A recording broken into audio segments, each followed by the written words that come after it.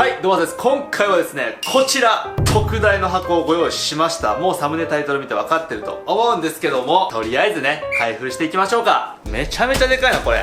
ほら。いや、すごいな。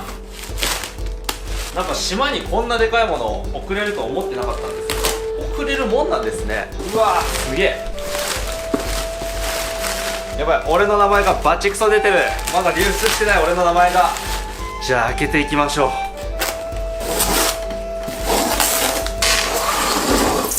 やばい、箱がでかすぎる。オープンします。オープン。うわー、すごいな。島までの輸送してこんな氷残るもんなんだね。うわー、いいですね。じゃあ顔を見せてくれ。うおー、かわいい。魚って真水に当たると表面がふやくてね、物が悪くなるんですけど、ちゃんと袋に入れてあるから最高の状況だわ。やっぱでかっ。なんなんこいつ。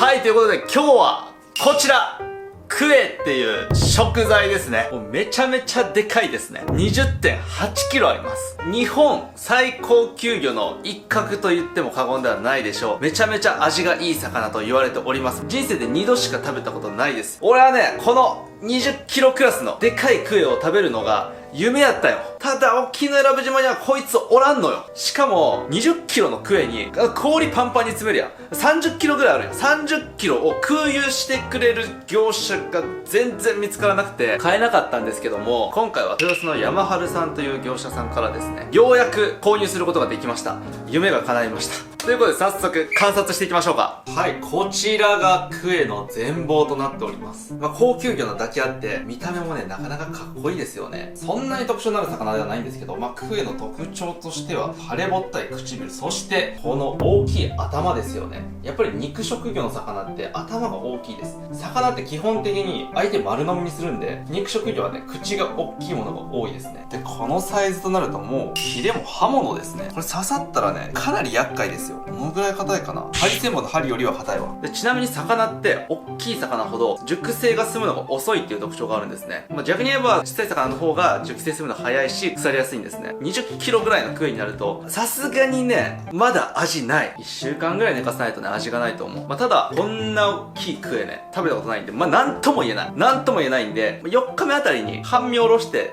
ちょっと味見して、まだ甘いなって思ったら7日やろう。その戦法でいきましょう。ということで、まずは内臓、そしてエラ、この2つを落として熟成していこうと思います。俺のチャンネルで久しぶりに熟成してる気がする。ちなみに内臓とエラが先に腐るんで、内臓とエラを出しておくって感じですね。ここだけ先腐っちゃうんですよね。いや、内臓脂肪乗っててほしいな。これで内臓脂肪乗ってたら激アツですよ。そんなにかな。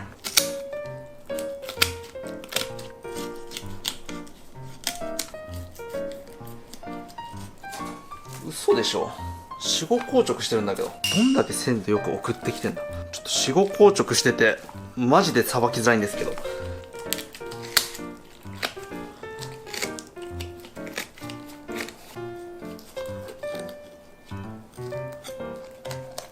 やっと開けたわ。内臓脂肪まあまあ乗ってんじゃん。パンパンというわけではないんですが、まあまあ内臓脂肪乗ってますね。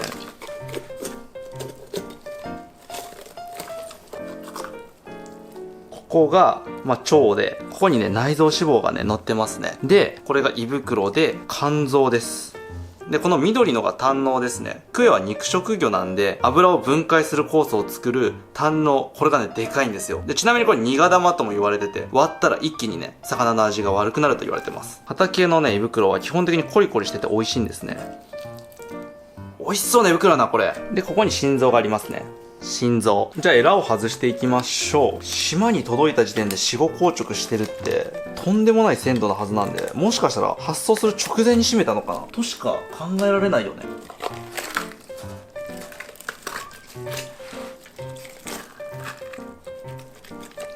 普段エラ外さないからさ、超難しいんだけど。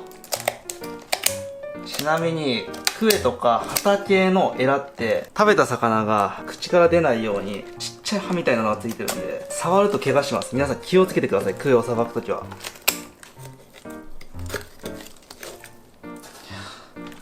やっと取れたわ。これわかるかな、エラの内側なんですけど、細かい刃みたいになってるんですね。これがね、マジで痛い。はい、それではエラと内臓外し終わったんで、ここから血を洗い流していきましょう。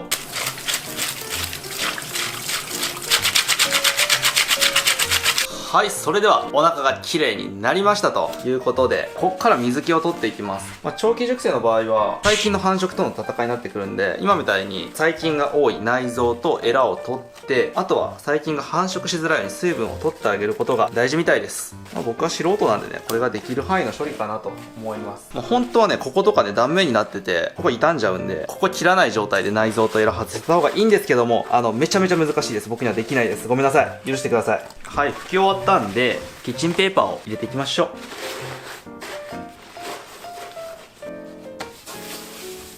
マジで楽しみだなこれは。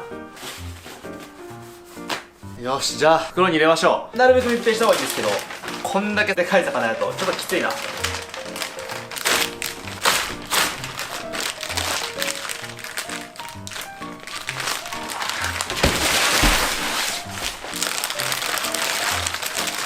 いしょ。はい、それでは熟成とした処理が完成しました。熟成していきましょう。4日後。はい、ということで、4日間経ちました。もうね、ずっと開けたかったんですけど、よく待った俺。どうなんすかねこれ、4日でどのぐらい味が出てるんやろうといった感じなんですけども、科学的には熟成って、サガンの ATP っていうね、物質が分解されて、イノシン酸っていうね、旨味成分に変わることを言うことが多いんですけども、イノシン酸が一番多い時が美味しいよねっていう風に言われてて、で、それが一番多くなるのは、多くの魚2日後とかなんですけども、クエはどうなんやろうといったところで、開けていきましょうか。ちなみに長期熟成に関してはイノシン酸以外の旨味成分を増やすような作業ですね。旨味成分って実はイノシン酸以外にもあって、それを含めてマックスになったところを食べようみたいな発想なんですね。僕はあんま長期熟成食べたことないんで分かんないんですけど、理論的には普通の熟成と長期熟成は味が違うはず。なぜなら物質が違うから。いや、長期熟成食べてみたいよな。いいお店ないかな。さてどうでしょう。うわー、まだ5日は全然置けそうだね。でも長期熟成をやろうとしてみて何回も諦めてるんで、もう僕はやんないんですけど、匂いがねほんと出てくるんですよ。10日間とか置くと匂いを出さずに熟成できれば、熟成するほど美味しいのかもしれない。もう全然匂いない、内臓も。はい、ということでね、こちら4日間熟成したクエですね。やっぱね、もう分かりづらいかな。最初と比べて体がねすごい曲がるのが分かるかな。死後硬直もね終わってます。で、一応4日間熟成させたんで、表面とかにね細菌とかが繁殖してる可能性があるんで、水で洗っていきます。結構細菌って真水に弱いやつが多いんで、真水をかけると割と殺菌になったりします。よいしょ。でかいな。はい、そしたらですね、こちらクエ鱗を取っていこうと思います。結構マサルチャンネル久しぶりなんじゃないでしょうか。こちら柳刃包丁を使ってすき引きをしていきましょう。うわ、包丁が全然切れんぞ。ちょっと研いでみた。ヒレだけさすがに邪魔なんで切りましょう。これは邪魔や。じゃあ行きましょう。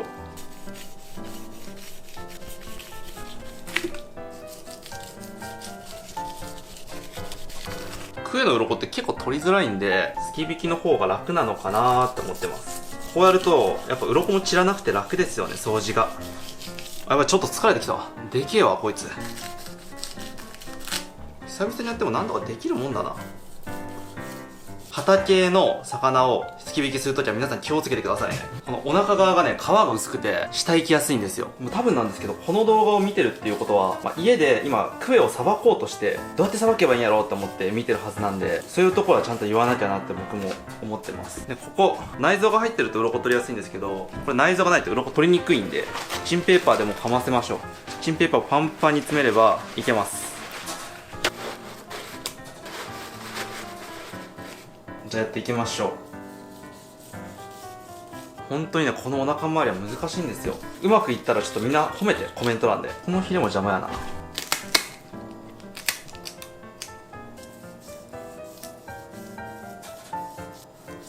やばい、ちょっと下いたね。内臓がある時だとね、鱗が張ってて取りやすいんですけど、内臓取っちゃうと難しくなるんですね、さらに。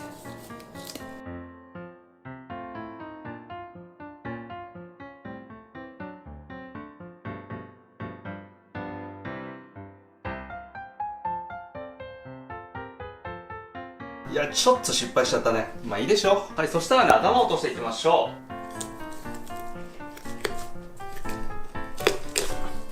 う。うわ、すげえ硬い骨が入ってる。予想の3倍ぐらい骨が硬かった。びっくりした。よし、反対側。よいしょ。重いし骨が硬いし、こんなに骨の硬い魚がいるんですね。で、これ背骨の関節があるんで、ここに包丁入れましょう。この黒いところですね。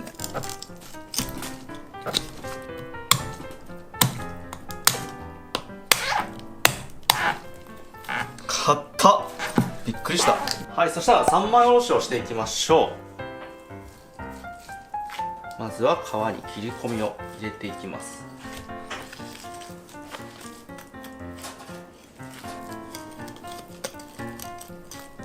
じゃあ反対側。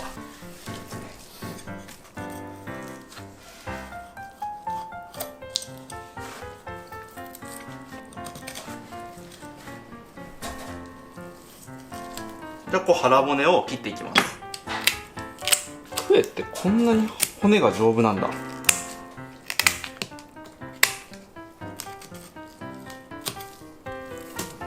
おおほほ、いいじゃないですか。でこれ尻尾もね切り落としていきます。この辺かな、関節は。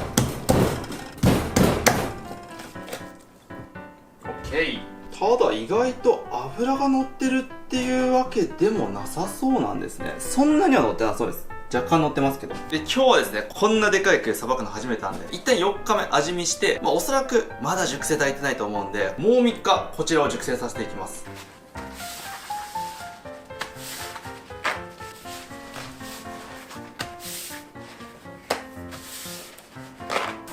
オッケー。じゃあこれもうちょっと熟成させていきます。でこちらですね、少しだけ味見して友達に配りに行こうと思います。硬っ。やっぱ島住んでるとね、なかなかクエもね食べれないんで、みんなにね食べさせてあげたい。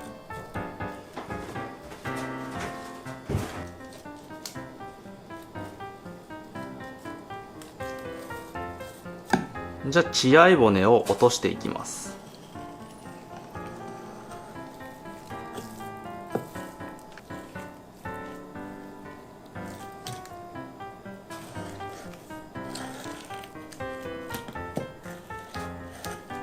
おー、すごいね、脂が。よし、じゃあ一旦刺身でどんな味なんか試してみましょう。とりあえずちょっとでかすぎるやろこいつ。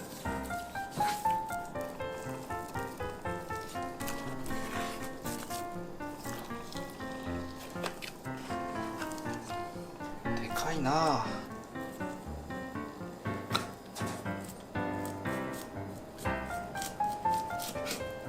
よし、オッケー。切っていきましょうか。少しだけ。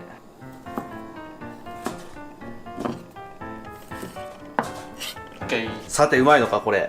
どうなんやろ。念願のクエ。味濃っ。うん、すごいな。全然脂乗ってないのに旨味がすごいわ。面白っ。衝撃的にうまいかって言われたら別にそこまでではないけど、こういう畑の魚って刺身よりも火入れた方がね美味しいんで、それはもう中間熟成バージョンでいきましょう。絶対うまいはず。じゃあ3日後。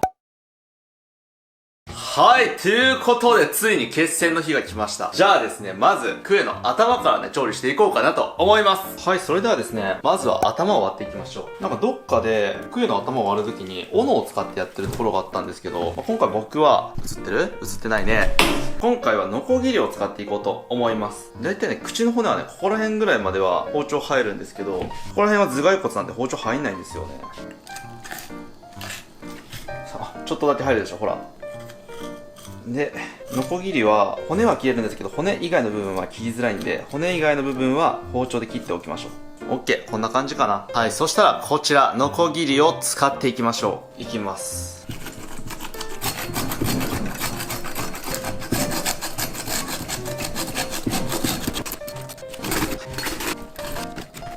すごい光景だよねこれ。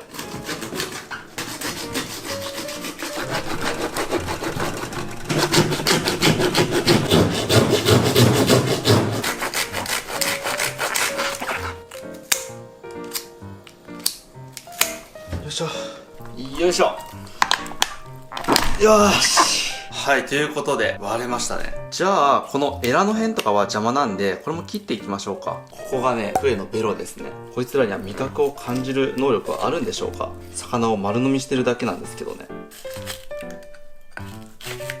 なるべく綺麗にしていきましょう。エラとね、身のない部分が取れました。で、こっち側もこの身のない部分取っときましょうか。あってもあんまり意味ないですからね。これもいらねえだろ、この身。いらなそうな身は取っていきましょ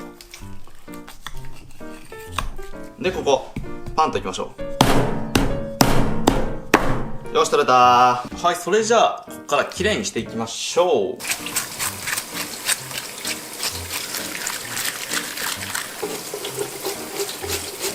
はい、それでは綺麗になりましたと。こんぐらいの厚さだったらね、炭火焼きできると思います。これ2つあります。こっちは群馬さんに送りましょう。送りつけてやりましょう。クエの頭届いたわ。なんやこれって多分思うと思う。今日はね、こっち側を塩焼きにしようと思います。はい、それでは塩を塗っていきましょう。いやでもね、クエって本当にやばいですよね。今回のクエ、皆さんいくらぐらいすると思いますか？なんと、15万円です。はい。1匹で15万円ですよ。そんな中で、これ頭超でかいじゃないですか。頭5キロぐらいあるんですよ。もっとあるかもね、もしかしたら。で、内臓と背骨取ったら、どんだけ残るんって感じだよ。でもう多分ね、身だけにしたら3分の1ぐらいになるんですよ。つまり、とんでもない高いんですよね、クエって。そんなクエの塩焼き、どのぐらいうまいのか、僕は今気になって仕方がないです。マダイとか高級魚とか言われてますけど、マダイとかはそんなに高くないですよね。基本的にね、テレビではもう何でも高級魚って言いたがりなんですけど、こいつはガチ高級魚ですね。ガチ高級魚どんな味なんやろうな。マジで楽しみ。よし、完璧。はい、それではね、外に行きましょう。俺は炭火焼きが食べたい。普通には焼かん。炭でちゃんと焼く。行くぞー。玄関が汚ねえ。はい、ということで今日はね、炭火を用意しておきました。炭火で焼いていきましょう。ドン。うわ、これは最高や。それでは2品目です。これクエを買って2つ食べたいものがあって、まずさっき作った塩焼き、そしてもう一つはしゃぶしゃぶです。はい、ということでね、しゃぶしゃぶもね、結構時間かかるんですけどもね、作っていこうかなと思います。やっていきましょう。時間かかる言うてもな、そんなにですけどね。サメ料理とかと比べるともう全然よ。フカヒレとか作ろうとするとさ、平気で2週間とかかかるからね。何の説明もしてないんですけども、今昆布をひいてます。はい、昆布だしで食べようと思います。はい、準備完了。そしたらしゃぶしゃぶ用に切っていきましょうか。よっしゃー、やっていこう。おお、なんかさらに熟成が進んで柔らかくなりましたね。ほら、だいぶ柔らかくなりました。やっぱさ、熟成とか言ってもね、みんな好き嫌い分かれますよね。鮮度のいいブリッブリの身が好きな人と、こういうね、柔らかい身が好きな人。俺は柔らかい身の方が好きです。よいしょ。一応そこそこ熟成しちゃったんで洗っときましょうか。これでね、なんか人に配って食中毒出たとか言われたらね、気悪いですからね。はい、完璧。そしたらおろしていきましょう。3枚おろし。マジで綺麗な身ですよね。ちょっとこの肛門のところすごくいらないんで切っときましょう。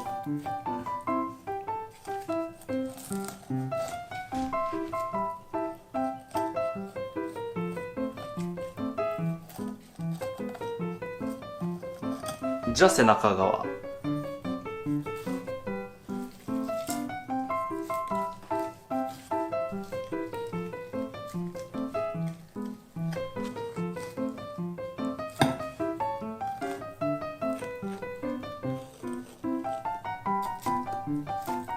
はい、そしたらですね、腹骨を取っていきましょう。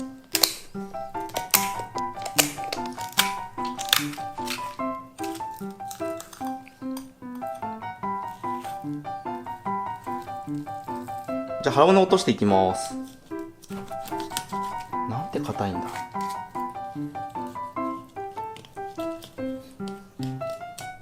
なるべく薄く落としてあげましょう。なんかでも油が乗ってないからどうしてもそんなちゃんと落とせそうにないな。身と皮がくっついてる。これで一旦取りましょう。もう骨ギリッギリに引いてるんですけど、こんだけね身があるんですよ。これはね引きづらい。こうしよう。これで引いていく。一応普通だったらここに一番油が入ってるはずなんですけど、視認できないですね。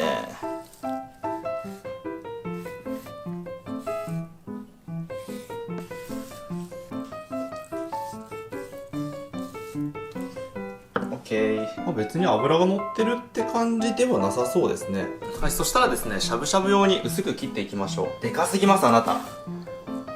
もう畑はこれ見割れするもんなんですね。クエでも見割れするんだ。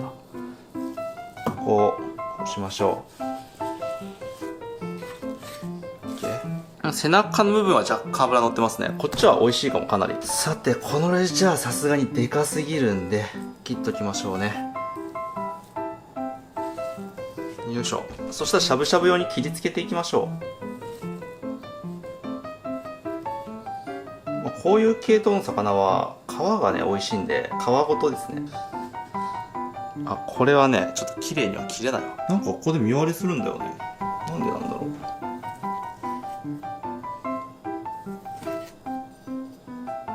いや、これは贅沢ですよ、本当に。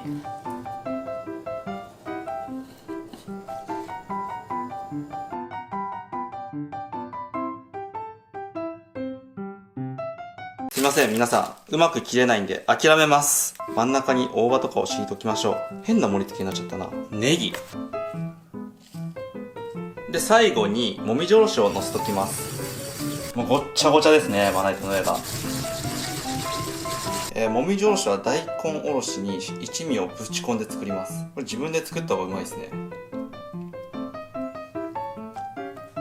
いいですね。これを絞って、形をある程度整えて、ここにドンと置きます。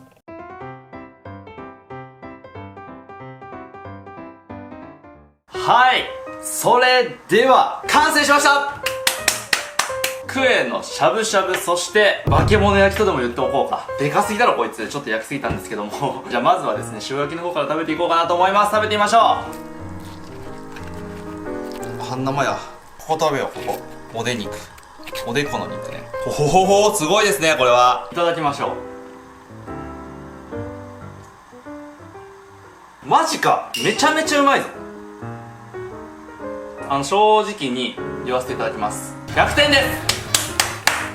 100点。これは3日前に刺身を食べた時はまあそんなでもないなと思ったんですけど、塩焼き抜群にうまい。うまっ、最高です。なんかやっぱ魚によって油の味って全然違うんですけど、このクエの油の味はとんでもないね。めちゃめちゃ美味しいわ。今回ほとんど油が乗ってない個体なんで、もしこれが油が乗ってる個体だったらと考えると、もうそれは考えるだけで怖いね。じゃあしゃぶしゃぶいきましょうか。贅沢にね。あ、入らんかっ